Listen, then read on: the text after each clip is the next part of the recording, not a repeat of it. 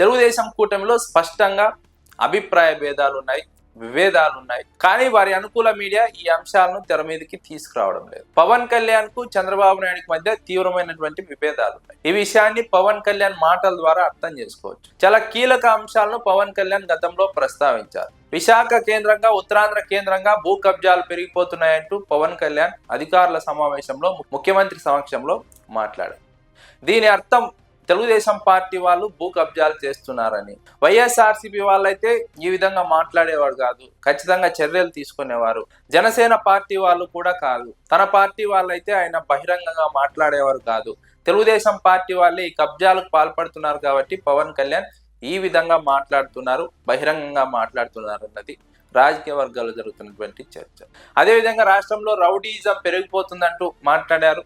దీన్ని కూడా తెలుగుదేశం పార్టీ దృష్టిలో ఉంచుకొని మాట్లాడారని విశ్లేషకులు అంచనా వేస్తున్నారు. ఎందుకంటే జనసేన పార్టీ వాళ్ళనైతే ఆయన బహిరంగంగా మాట్లాడారు. ఒకవేళ వైఎస్ఆర్సీపీ వాళ్ళని మాట్లాడాలనుకుంటే వేరే వేదికల మీద మాట్లాడతారు, లేదా వైసీపీ వాళ్ళపైన చర్యలు తీసుకుంటారు. ఎందుకంటే ఇప్పటికీ చాలా మంది నాయకుల్ని అనేక కేసులతో అరెస్టు చేస్తున్న క్రమంలో వైసీపీ వాళ్ళు రౌడీయిజానికి లేదా గూండాయిజానికి పాల్పడే అవకాశం లేదు. ఇక్కడ అధికారంలో ఉన్న వాళ్ళే ఈ పనులన్నీ చేస్తారు. కాబట్టి ఇక్కడ జనసేన పార్టీ వాళ్ళు కాదు, బీజేపీ వాళ్ళు కాదు, మిగిలినది తెలుగుదేశం పార్టీ వాళ్ళు. పవన్ కళ్యాణ్ మాటల ద్వారా అర్థమవుతున్నది, పరోక్షంగా పవన్ కళ్యాణ్ తెలుగుదేశం పార్టీ వాళ్ళని టార్గెట్ చేశారు, తెలుగుదేశం పార్టీ వాళ్ళు రౌడీజం చేస్తున్నారంటూ పవన్ కళ్యాణ్ మాట్లాడారు. ఆ తర్వాత రేషన్ అక్రమ రవాణా గురించి పవన్ కళ్యాణ్ మాట్లాడారు, సీజ్ ద సిప్ అన్నారు. ఆ తర్వాత ఆ పరిస్థితి ఏమైందో ఎవరికి తెలియదు. ఇప్పటికీ రేషన్ బియ్యం అక్రమ రవాణా యథావిధిగా కొనసాగుతూనే ఉందంటూ వైసీపీ నేతలు ఆరోపణలు చేస్తున్నారు.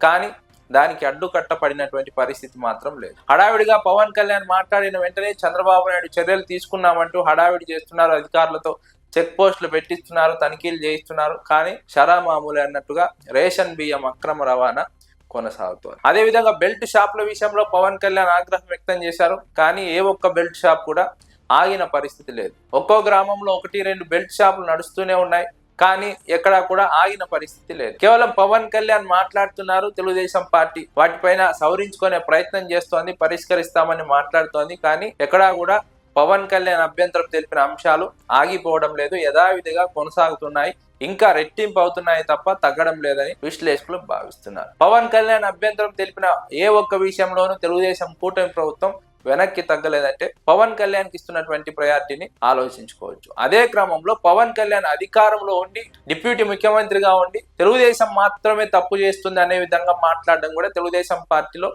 ఆగ్రహానికి కారణమవుతోంది. ప్రజల్లోకి తెలుగుదేశం పార్టీ పట్ల రాంగ్ సిగ్నల్స్ వెళ్తున్నాయని తెలుగుదేశం పార్టీ వాళ్ళు భావిస్తున్నారు. ఎందుకంటే పవన్ కళ్యాణ్ ప్రతిసారి మాట్లాడడం వల్ల ఇదంతా తెలుగుదేశం వాళ్ళే చేస్తున్నారు అన్న సిగ్నల్స్ ప్రజల్లోకి వెళ్తున్నాయి. ఆ సంకేతాల వల్ల తెలుగుదేశం పార్టీ నష్టపోతుంది, తెలుగుదేశానికి చెడ్డ పేరు వస్తుందన్న వాదన తెలుగుదేశం పార్టీ నాయకులు వినిపిస్తున్నారు. పవన్ కళ్యాణ్ వ్యూహాత్మకంగానే తెలుగుదేశం పార్టీని టార్గెట్ చేస్తున్నారు. తెలుగుదేశం పార్టీ కూడా పవన్ కళ్యాణ్ టార్గెట్లను పట్టించుకోకుండా తన పని తాను చేసుకుంటూ వెళ్తోంది. పవన్ కళ్యాణ్ మాట్లాడినప్పుడు హడావిడి చేస్తోంది, ఆ తర్వాత షరా మామూలే అన్నట్టు తన పని తాను చేసుకొని వెళ్తోంది. పవన్ కళ్యాణ్ కు ప్రాధాన్యత ఇవ్వడం లేదు, ఆయన మాటను పట్టించుకోవడం లేదన్న వాదన వినిపిస్తోంది. ముఖ్యంగా పవన్ కళ్యాణ్ ఈ మాటలు మాట్లాడడానికి 2 ప్రధాన కారణాలను విశ్లేషకులు ప్రస్తావిస్తున్నారు.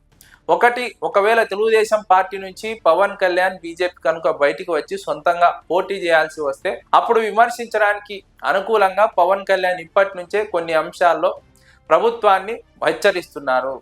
అప్పుడు చెప్పాను ఇవన్నీ కూడా, కానీ తెలుగుదేశం పార్టీ వాళ్ళు వినలేదు, తాను హెచ్చరిస్తూనే ఉన్నాను, వినలేదని పవన్ కళ్యాణ్ తనను తాను వెనుకేసుకొచ్చుకునే ప్రయత్నంలో భాగంగా, తెలుగుదేశం పార్టీని బదనాం చేసే ప్రయత్నంలో భాగంగా ముందే హెచ్చరిస్తున్నారు. అందుకోసమే పవన్ కళ్యాణ్ చాలా కీలక అంశాలపైన మాట్లాడుతున్నారని విశ్లేషకులు అభిప్రాయపడుతున్నారు. రాజకీయాల్లో ఏమైనా జరగవచ్చు. బీజేపీ పవన్ కళ్యాణ్ పక్కకు వెళ్ళొచ్చు, సొంతంగా పోటీ చేయవచ్చు. ఎందుకంటే గత ఎన్నికల్లోనే దాదాపుగా 2 పార్టీలు కలిపి తెలుగుదేశం పార్టీ 31 సీట్లు ఇచ్చింది.